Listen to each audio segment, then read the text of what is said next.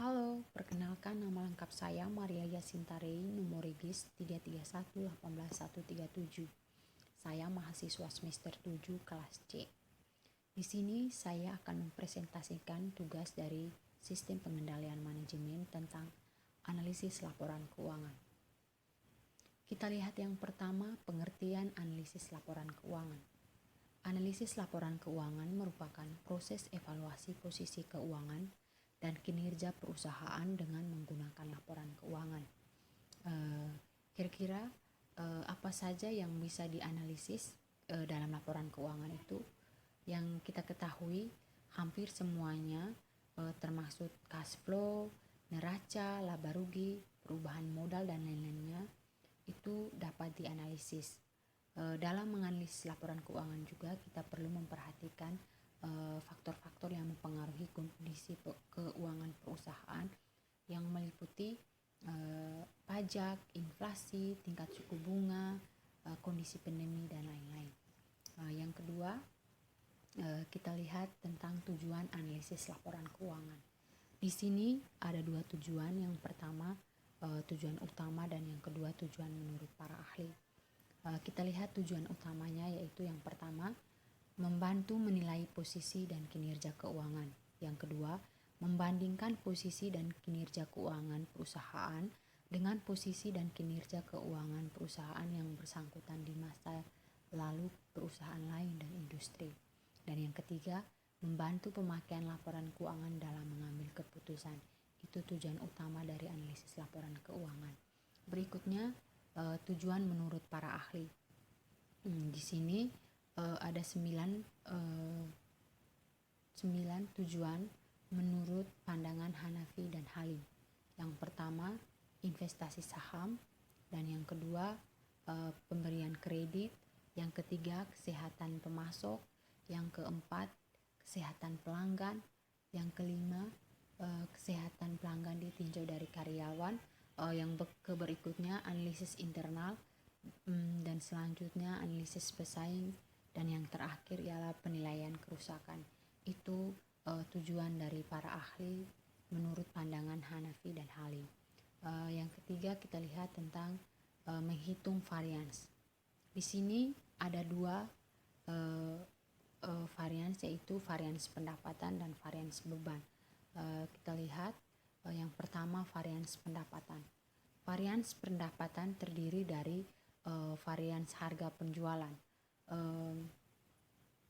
Varians harga penjualan ini dihitung dengan mengalihkan selisih antara harga aktual dan harga standar dengan volume aktual.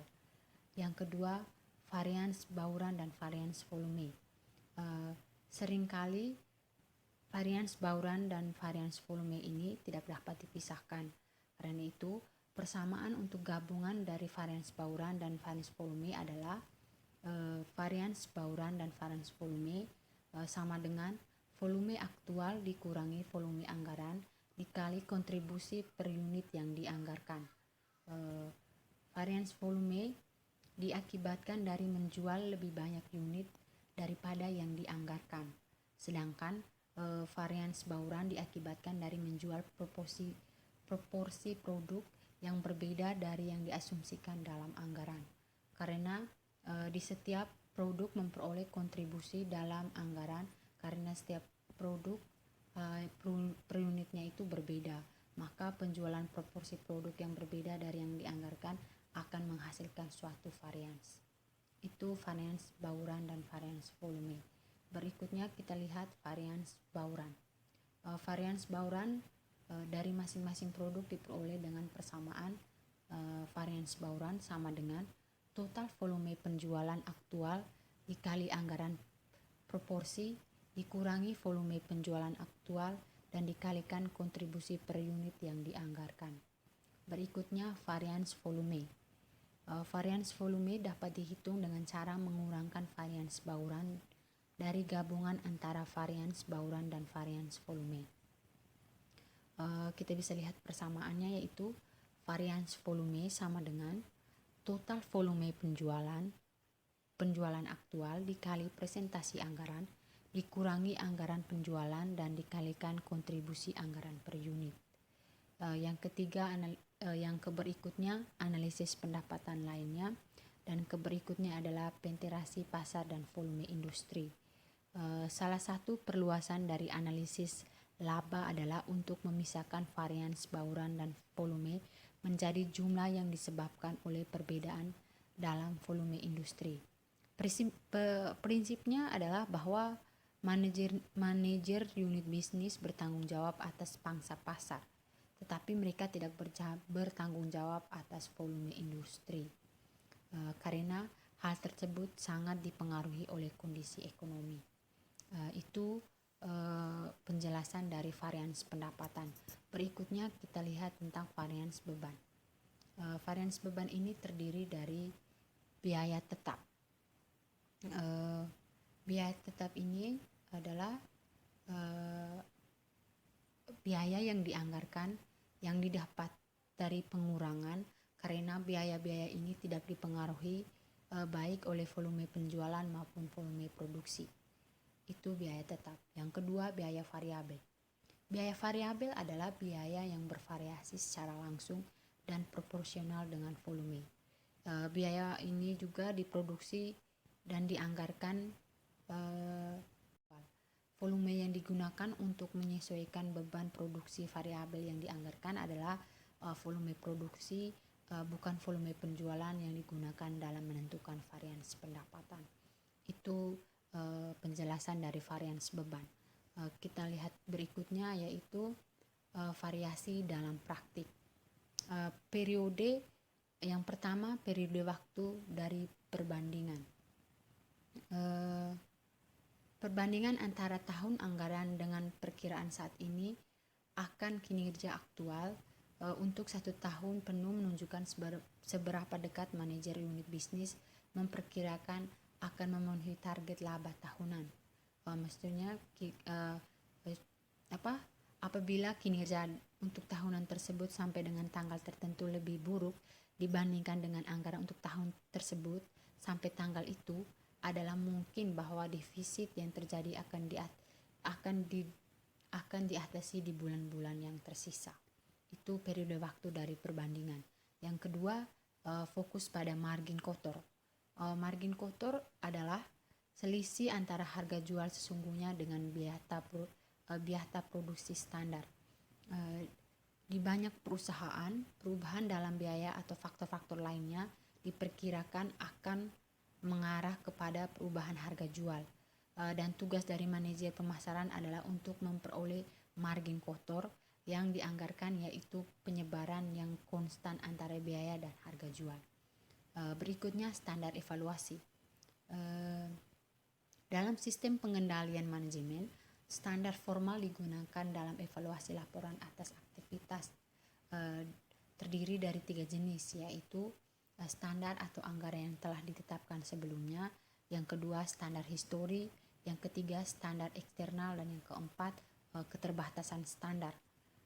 Berikutnya, sistem biaya penuh. Jika perusahaan memiliki sistem biaya penuh, baik biaya overhead, variabel maupun biaya tetap, dimasukkan dalam perusahaan pada biaya standar per unit. Jika persediaan akhir lebih tinggi dibandingkan dengan persediaan awal, sebagian dari biaya overhead tetap yang terjadi di peroleh tersebut akan tinggal di perusahaan dan bukan mengalir ke harga pokok penjualan. Berikutnya, jumlah rincian. Varians pendapatan dianalisis pada beberapa tingkatan. Pertama, secara total, kemudian berdasarkan volume atau bauran dan harga, lalu menganalisis varians volume dan bauran berdasarkan volume industri dan pangsa pasar.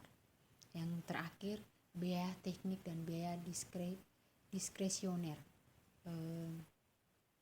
Varians yang menguntungkan dalam biaya teknik biasanya merupakan indikasi dari kinerja yang baik, yaitu semakin rendah biayanya maka semakin baik kinerjanya. Hal ini tergantung pada kualitas pengantaran tepat waktu dinilai memuaskan. Sebaliknya kinerja dari pusat beban kebijaksanaan biasanya dinilai memuaskan aktual hampir setara dengan jumlah yang dianggarkan dan tidak lebih tinggi maupun lebih rendah. Itu tentang variasi dalam praktik. Berikutnya kita lihat tentang keterbatasan analisis varians. Berikut adalah keterbatasan yang terjadi pada analisis laporan kinerja keuangan. Yang pertama, walaupun analisis ini mengidentifikasi di mana varians terjadi, tetapi tidak mengatakan mengapa varians ini terjadi atau apa yang dilakukan berkenaan dengan itu.